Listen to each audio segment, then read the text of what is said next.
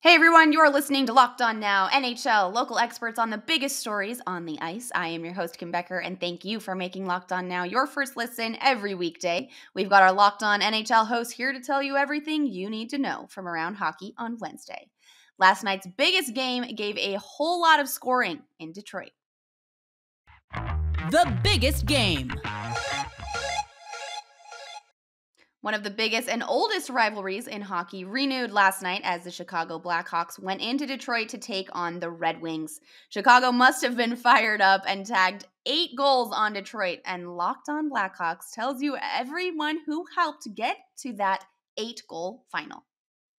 Blackhawks win a wild game out in Detroit against the longtime rival Red Wings. What's up, everyone? I'm Jack Bushman from Locked On Blackhawks. And tonight, the Chicago Blackhawks won an absolute shootout, 8-5 in Detroit, the most goals they've scored in nearly 2 years, led by Dylan Strom's first career hat trick, also netted a career high 4 points. Strome was all over the place tonight, led the Blackhawks with 6 shots on goal, also won 10 of his 17 faceoffs. I think it's a pretty good idea for the Blackhawks to put him in a top 6 role, in a scoring role alongside offensive-minded players. The fourth line, I think we all knew, was not a place Dylan Strome was going to have success in. So good to see Stromer have the night that he did tonight to lead the Blackhawks offense. Brandon Hagel also chipped in for 2 points. Seth Jones had a couple of assists. He was great offensively. Alex DeBrincat netted 2 goals. One was the empty netter to seal the deal, now giving him 26 on the year. Just an offensive frenzy for the Blackhawks, and really that was the case for both teams here. 13 total goals scored between these two sides. No lead was safe throughout the way. The Blackhawks led 4-0. They also led 5-3. It was crazy. It wound up being an 8-5 victory. The Blackhawks hold on there late with a good third period and push their record to 16-20-7 with a good victory over the longtime rival Red Wings. For more coverage on this game, be sure to check out tomorrow's episode of Locked On Blackhawks, your team every day. The Red Wings gave up a bunch of goals and then scored a bunch before finally letting Chicago pull away. Locked On Red Wings tries to figure out why Detroit was so off and on with the Blackhawks in last night's game. To be honest, guys, I'm not really sure what I just watched. 20 minutes in, it was 4-0 Chicago Blackhawks. Alex Nedeljkovic got pulled. Calvin Pickard makes his season debut for the Detroit Red Wings, and I thought it was doomsday. Then second period started, the Guelph Storm line picked it up. We had a goal from each of them in Tyler Bertuzzi, Robbie Fabry, Pius Suter. All of a sudden, second period ends, it's 4-3. Third period comes around, and now it's just an absolute seesaw battle. Blackhawks go back up 6-3. Red Wings battle back to make it 6-5. And the game ends at 8-5. It was an absolute roller coaster of a game where I thought the Wings were the worst team in the league. Then I thought they might just be the best.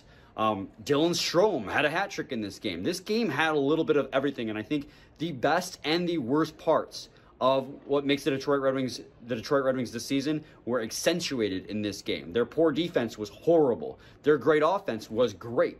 It was just the epitome of what makes them very good and what makes them very bad. And Scotty and I are going to talk about it tonight, so make sure you stay tuned to Locked On Red Wings. Gabriel Landeskog scored a game-tying goal with just 30 seconds left to play to send the Bruins and Avalanche into overtime on Wednesday night. And as this late game went even later, our Locked On Avalanche is here to tell you how it played out in Colorado. The home streak lives. I don't know how the Avalanche pulled this thing out, but my God, what a game this thing was. I was on the verge of kind of just accepting the loss here, but the Avalanche find a way to come back, tie it in the last minute, go into overtime, and then take advantage of a Boston Bruins penalty. Gabe Landeskog puts home the winner, and the Avalanche home win streak continues. It's up to 17 games. I don't know what to say about this team. Nathan MacKinnon broke his nose, and the Avalanche ended up stealing the soul of the Boston Bruins in the end. Cale Makar comes up hero once again. Unreal. And the McKinnon injury happened in the first couple minutes of the game. So they were without him for basically all of the game, and you could tell it bothered them. They didn't know if he was going to come back. When he didn't come back in the second, they knew that it wasn't going to happen. Physical game. Taylor Hall's the one that hit him. They tried to kind of throw knuckles with him. He wanted no part of it. And once the Avalanche kind of settled down, that third period, they were throwing everything at the Bruins, and they finally broke through a couple times and then again sent it to overtime. Just an absolutely incredible game from both teams, and it really was like a playoff game. This is why the Avalanche are the best in the West. Unreal. So they continue their home streak, and we'll see how long they can expand this. The San Jose Sharks looked like a complete team in beating the Capitals in Washington by 3 last night, but San Jose has looked. The San Jose Sharks looked like a complete team beating the Capitals in Washington by 3 last night, but San Jose has looked good on nights before falling apart in other games. So what was the difference on Wednesday, and can the Sharks be trusted now? Our Locked On Sharks breaks it down. The Sharks capitalize on depth scoring.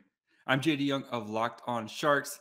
The Sharks able to win 4-1 over the Washington Capitals, getting scoring from Noah Gregor, Jonathan Dahlin, Milosh, and Cogliano in a game where James Reimer basically stole the game, stopping 32 of 33 shots. And proving that every time we count out the Sharks dead, they seem to hang around just for a little bit longer. So we'll have a full breakdown on what this means for the Sharks going forward as they head into a very tough weekend.